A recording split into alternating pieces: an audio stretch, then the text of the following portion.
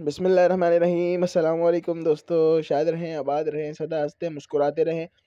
आज जो हम रेसिपी तैयार करने वाले हैं, कमाल की रेसिपी होगी, लज़ीज़ होगी रेसिपी, दिखने के अंदर भी बहुत कमाल होगी, देखते ही मुँह में पानी आ जाएगा।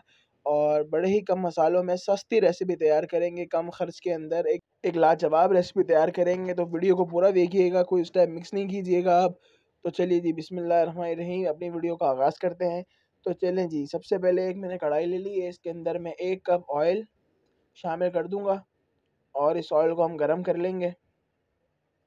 उसके बाद हम इसके अंदर अब साबुत गरम मसाले, 2 तेज़पात और 2 लौंगें, आधा इंच का टुकड़ा दालचीनी का, थोड़ा-सा जीरा हम इसमें शामिल कर देंगे।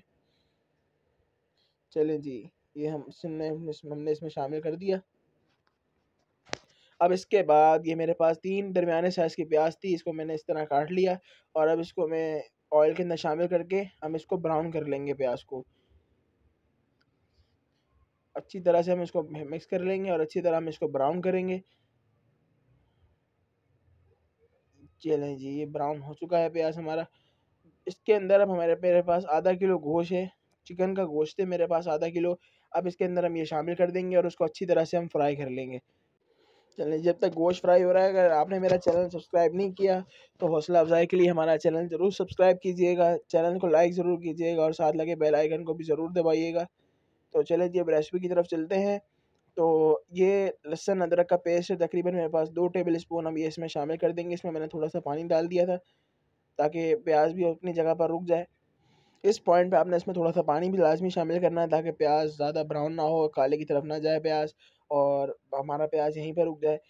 इस पॉइंट पे हम इसमें मसाले शामिल करेंगे, घर के मसाले बिल्कुल शामिल करेंगे। इसमें हाफ़ टी स्पून मैंने नमक लिया है, हाफ़ टी स्पून इसमें मैंने हल्दी ले ली है, 1 टीस्पून इसमें कुटी हुई मिर्चें, 1 टीस्पून इसमें मैंने सूखा पिसा हुआ धनिया और आधा टीस्पून इसमें मैंने गरम मसाला इसमें शामिल कर दिया है। अब इसको मसाले को मैं अच्छी तरह इसमें भूनूँगा ताकि जो मसाले की जो कच्चापन है, वो सारा ख़त्म हो जाए। आपने भी इसको अच्छी तरह भूनना है क्योंकि कुछ लोग मसाला डाल के इसकी भुनाई नहीं करते, तो मसाले का कच्चापन में मिर्चों की जो चस होती है, वो आती रहती है। तो आपने इसको अच्छी तरह मसाले को भून लेना है। 2 से 3 मिनट मैं इसको दूँगा मसाले को। चलिए जी, मसाला को के बा भूनने के बाद इसमें मैं 1 कप दही शामिल कर दूँगा। दही शामिल करने के बाद मैं इसको अच्छी तरह मिक्स कर लूँगा और मिक्स करने के बाद आपने इसको 5 से 6 मिनट के लिए लो फ्लेम के ऊपर इसको रख देना ताकि जो दही का पानी जो छोड़े उसमें अपना हमारा गोश्त जो है वो बिल्कुल टेंडर हो जाए, बिल्कुल गल जाएगा गोश्त। अब मैं इसको 5-6 मिनट के लिए लो फ्लेम के ऊपर 5 से 6 मिनट तक पकाऊँगा, उसके बाद मैं आपसे मिलता हूँ। 5 से 6 मिनट देखें जी हो चुके हैं, गोश्त इस कंडीशन में आ गया है। अब इसके अंदर ये देखें जी, बिल्कुल पानी खुश्क हो चुका है और इसके अंदर अब मेरे पास ये आधा किलो आलू हैं, जिसके अंदर ये मैं शामिल कर दूँगा और इसको हम अच्छी तरह से मिक्स कर लेंगे। थोड़ा-सा हम इसको भूनेंगे ताकि जो आलू और वो मसाला है, वो अच्छी तरह से मिक्स हो जाए। चलें जी, ये देखें मसाले की भुनाई हो चुकी है। आपने भी इसको अच्छी तरह भुनना है। अब इसके अंदर मैं पानी शामिल कर दूँगा। पानी आप अपने हिसाब से भी शामिल कर सकते हैं। यहाँ पे मैंने तकरीबन 2 कप पानी शामिल कर दिया है। अब इसको मैं पानी शामिल करने के बाद 5 मिनट के लिए 5 से 7 मिनट के लिए इसको लो फ्लेम के ऊपर रख दूँगा ताकि हमारे आलू गल जाएँ। चलें जी, 5 से 7 मिनट हो चुके हैं, अब देखते हैं। ये देखें जी, माशाल्लाह अब हमारा सालन बिल्कुल रेडी हो चुका है। ऑयल ऊपर आ चुका है और ये देखें आलू भी गल चुके हैं।